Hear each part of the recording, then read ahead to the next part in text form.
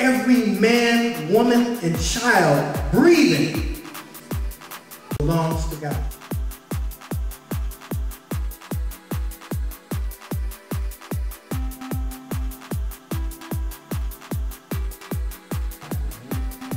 It doesn't matter what your faith is or what it's not.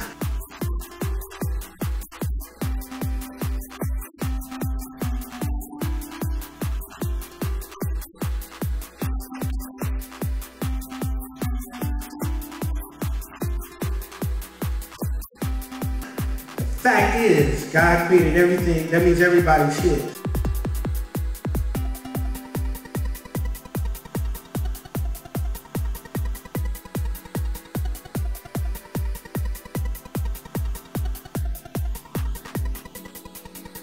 So I don't try to convert him into Christianity or nothing like that. I work with Muslims, Jews, Hindus. I don't care what you are. You can be atheist. I don't care. As long as we get the job done.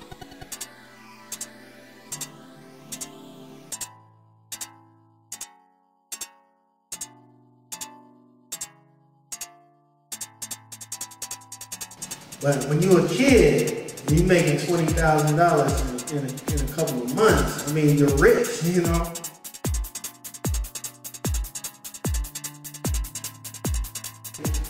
You all have the ability and opportunity to do it. Don't worry about what you can't do. Concentrate on what you can do.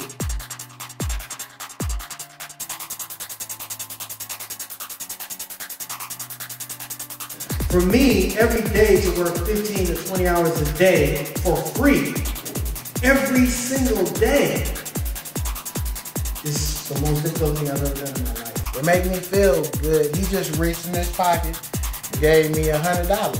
But my point is, just because you don't have the education, the skills, the training, opportunities, you could be living in abject poverty, have nothing today, and be rich later.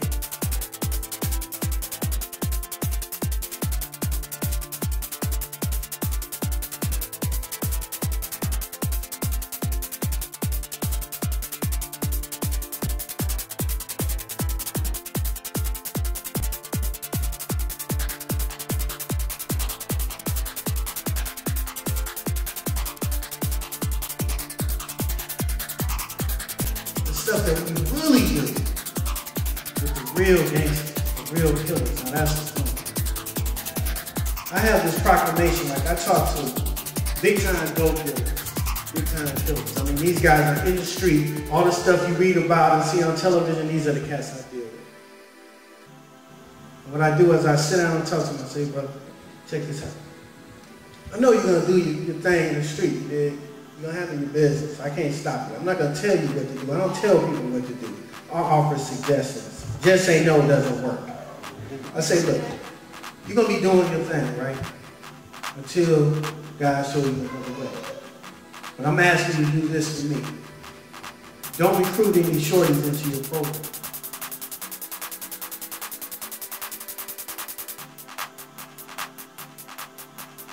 No kids. I don't want any young people under 18 years old associated with you or your organization. If you got grown men working for you, selling drugs or doing your thing in the street, that's your world. I'm just asking you to do one thing for me and God. No shorties, no kids in your enterprise, period. That's my chief of staff. His name is Jhn, and he is phenomenal. He is not in the church, he is not in ministry. Being in here is probably one of the most uncomfortable places for him to be because he's just so far from it. He's never been raised in a church or nothing like that. Now, the point I'm trying to make is he does the same work I do, side by side with me. He gets to see spirituality in a way that very few people get to see it. He gets to see it in word and not just, you know what I'm saying, the word and in deed. He helps people just out the kindness of his heart because they less fortunate. He actually physically sees a minister out in the streets making a difference in people's lives. So I don't try to convert him into Christianity or nothing like that. I work with Muslims, Jews, Hindus, I don't care what you are. You can be atheist, I don't care. Long as we get the job done, long as we save the kid's life. It's not just, if you save, then, let me put it this way. Jesus had told a story about it.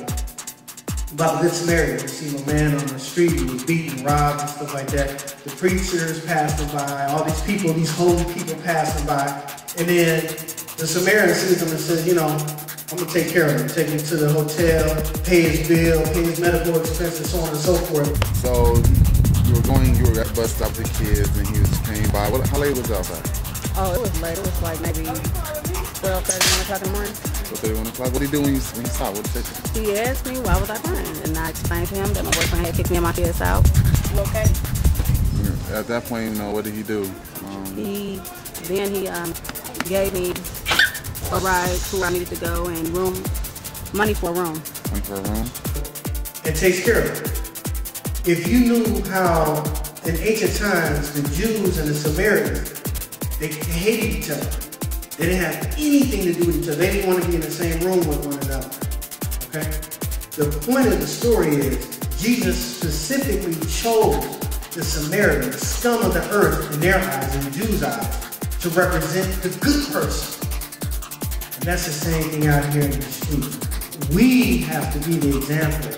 We are the light of the world, the Bible says. We are the salt of the earth. We have to do more than what everybody else is doing. In mysterious ways, how, you know, how he liked to help people, you know, by bringing them close to God, learning them the Bible and taking them to church. And for instance, if you don't have a ride to get to church, you know how high gas is now. Right. He will make a way, even though coming out of his pockets financially, come pick you up if you're ready and take you to church. It made me feel good. He just reached in his pocket and gave me $100. Just for being there and learn. Didn't say, well, you owe me this, you owe me that. It wasn't nothing. He was just trying to show me that the appreciation of trying to learn something. Right. Being a good-hearted person. Yeah. So when your first gig that he set you up with, I believe I was talking to someone and he said that, you know, the businessman that you was working for, he didn't have the necessary break to pay you because he was in the middle of pay week, so LA came out of his pocket himself. Or what's the story on that? Yeah. He didn't have the necessary finances at that time to pay me. So, you know, LA know that was an inconvenience, not on his end, on the other person's end. So he just reached in his pocket and paid me the person originally supposed to pay. Right, just his face was the first. Not just. We can't just be in church talking to each other, singing to each other, praying for each other. We have to be out on the street doing it. And then bring them back in here. Not to get them saved. Let me do this right quick.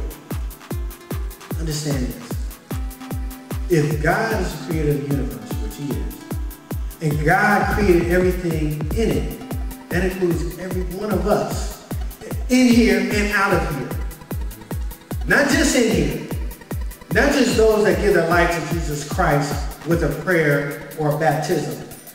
Every man, woman, and child breathing belongs to God.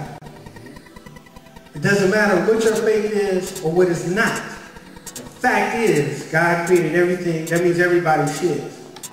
That's why Jesus chose that story. That's why he mentioned the Samaritan. Everybody else's keeper. Our responsibility is to one another. Our responsibility, because we know the truth. We know God. We should act like it. We should go out there and be that example.